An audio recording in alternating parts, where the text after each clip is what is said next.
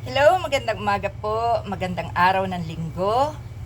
Pang-walong simbang gabi na po ito natin ngayon or mamayang gabi.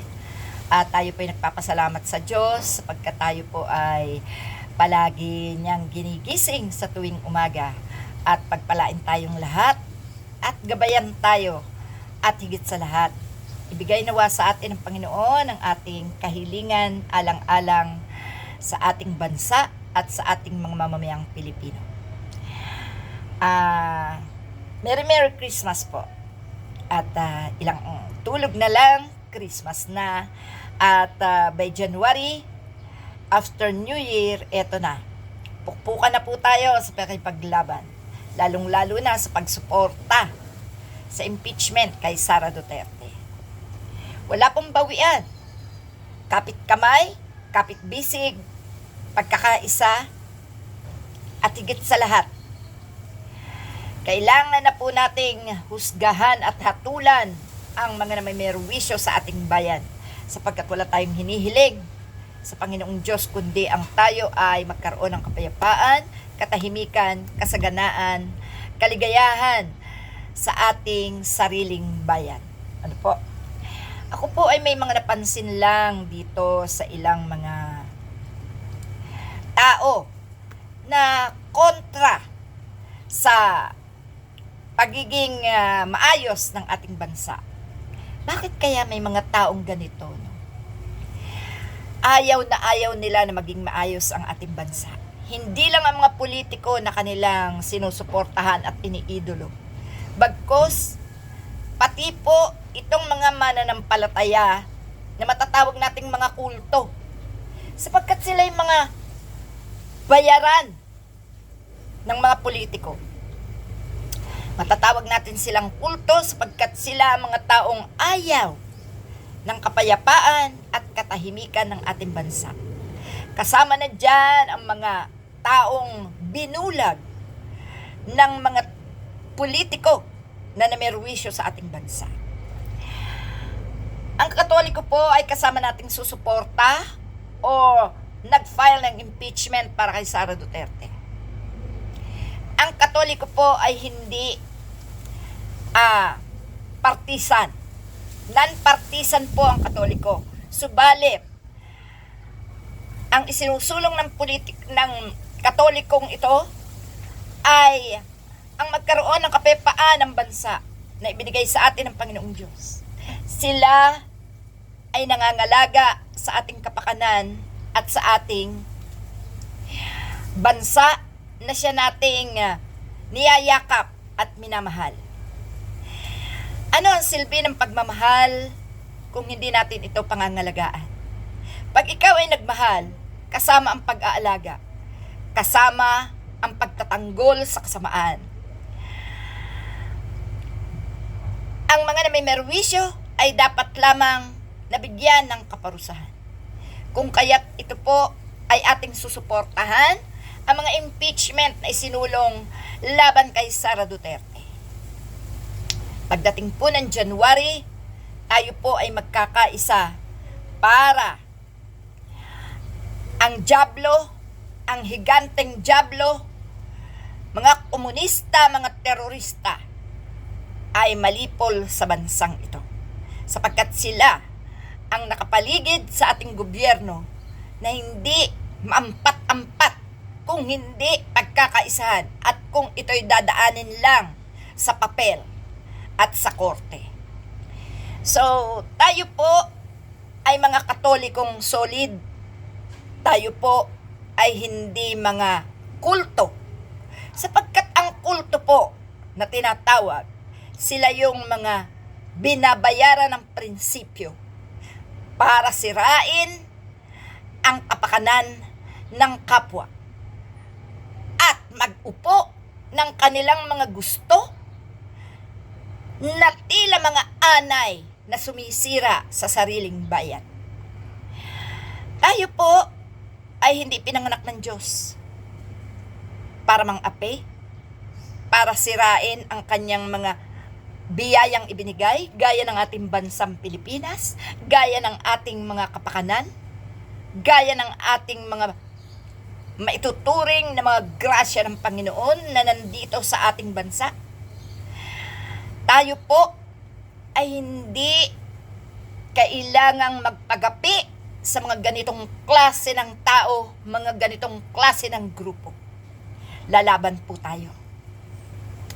Pangalawa, itong mga tao na masyadong naging panatiko sa kanilang mga politiko na walang pakialam na kahit ang kanilang pinamamalagi ang pugad ang bansang Pilipinas ay kanila nang ipinahamak. No? Yung mga nagsasabi na ang mga politiko na tatakbo ngayon 2025 na ating napipisil, yung mga nagsasabi na sila yung mga NPA, hinahamon ko kayo. Maglabas kayo ng ebidensya. Dalhin nyo sa korte ang sinasabi ninyo ng mga NPA. Doon nyo dalhin ang inyong mga ebidensya. Baluktot ang inyong mga pananaw, no? Wala kayong mga kwentang Pilipino. Alam nyo bakit? Kayo na mismo ang naglulubog sa bansa natin. Kayo na mismo ang pumipigil sa mga taong magbibigay sa atin ng laya, makipaglaban para sa ating karapatan, magpapaunlad ng bayan. Kayo mismo, kayong mga DDS at ilan sa mga panatiko sa kanilang mga politiko. Kayo, hindi nyo ginagamit ang mga utak nyo. Bakit kayo nagkaganyan? Sinayang yung pagiging Pilipino ninyo. Sarili nyong bansa, ipinagkakanulo nyo. Sarili nyong bansa, tinatraidor nyo. Kailanman, ang Pilipino ay Pilipino. Ang Katoliko ay Katoliko. Walang makakagapi sa lakas ng Pilipino at ng Katoliko sapagkat libu-libong taon na ang pagiging Katoliko. At yan ay walang pinanigan kung hindi ang tama at ang mabuting aral ng Panginoong Diyos. Hindi po nakikisawsaw o hindi namumulitika ang Katoliko. Bagkos itutuwid nila ang lahat ng kamalian ng mga politikong umuupo. Ano ba yung mga politikong yan? Tao lang din yan. Pilipino yan. Na nasilaw sa kapangyarihan. Na ginamit ang kanilang mga posisyon para magnakaw. Para hiyain ang bansa. Para magmura sa harap ng publiko kahit na naturingang mga opisyal. Pumapatay ng kapwa Pilipino pero niyayakap ang mga Tsino. Kayo na mga bayaran, anuman kayong mga kulto, anuman kayong mga grupo, anuman kayong mga klase, anuman ang mga kulay nyo. Kami walang kulay. Hindi kami mga panatiko. Non-partisan kami. Puro kaming Pilipino at puro kaming Katoliko. Hindi binabayaran ang aming prinsipyo. Maglabas kayo ng mga ebidensya sa mga ipinupukol nyong salita sa aming mga kandidato. Hinahamon ko kayo. Ang lakas nyo magsalita ng salitang mga NPA. Hindi nyo ba alam na ang inyong sinusuportahan at mga idolo ay masahol pa sa NPA? Terorista na, komunista pa. Yang mga nagtatag ng pogo. Malinaw na ang pinagtayuan ng mga pogo na kinaroroonan ng mga tahanan ng mga kawawang mahihirap, malinaw na ibinenta sa China, kung kaya't ang mga pogong yan ay naglitawan na parang kabuti. No? Nagtataka ang mga taga-Quadcom kung paano nagkaroon ng mga lote ang mga Chinese dito na pinagtayuan ng pogo. No? Pues, ito po ang masasabi ko. Malinaw na ibinenta ni Duterte ang mga pag-aari ng mga mahihirap. Sinilaw ang mga mahihirap sa unting halaga kapalit ng kanilang permanenteng lupain na kinatitirikan ng kanilang bahay. Bakit ko alam? Itong Kawit, Cavite, itong island ko, ang mga nakatira dyan ay mga kaibigan ko. Sinilaw sila sa pera at ibinenta ang lupain na kinatatayuan ng kanilang bahay sa tabi ng dagat. Ang mga taong ito ngayon ay nakatira sa ilalim ng tulay.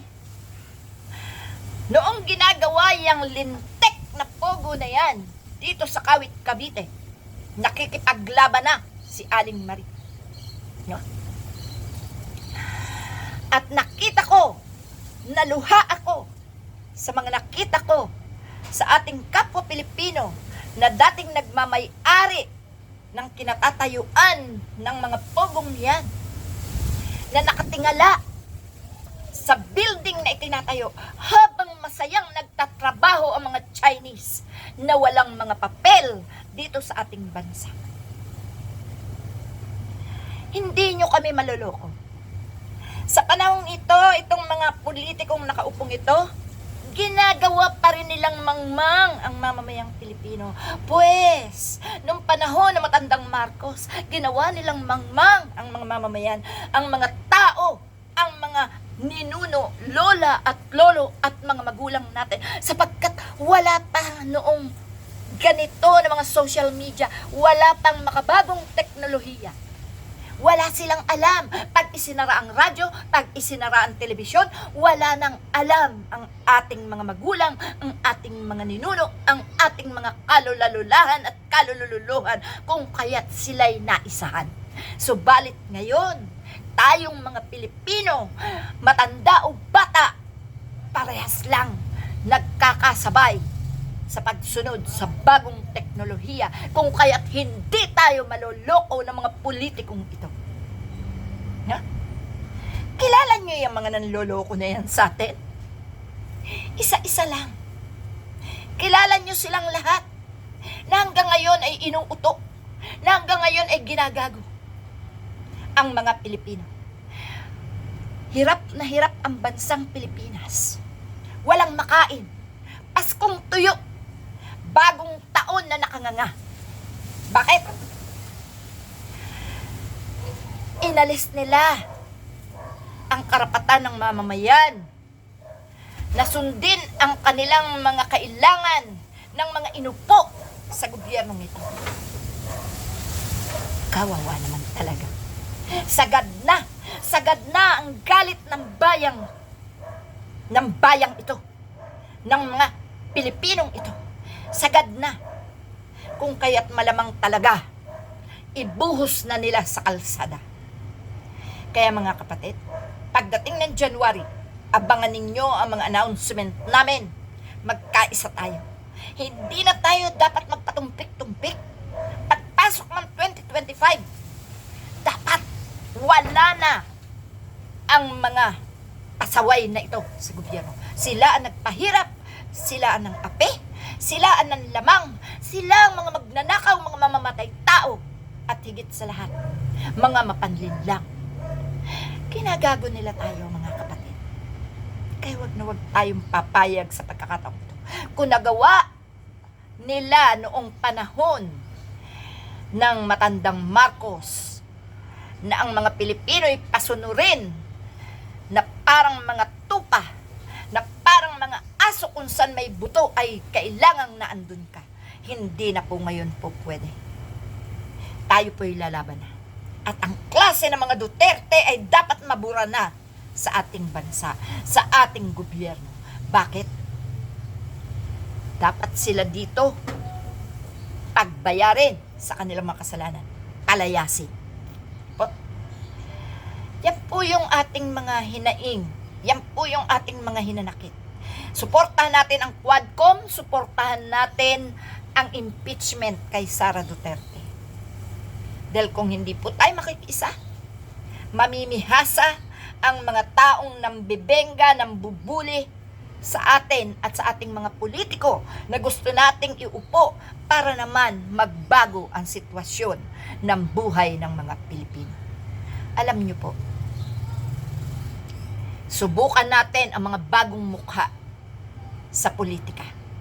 Sapagkat kung hindi natin susubukan, hindi natin malalaman kung sino ang mga suwail, kung sino ang mga perwisyo sa bayan.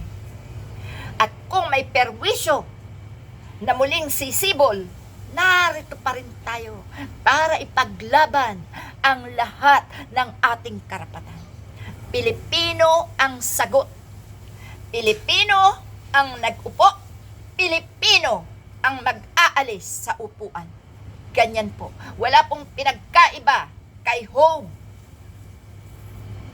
na sinubok ng Diyos.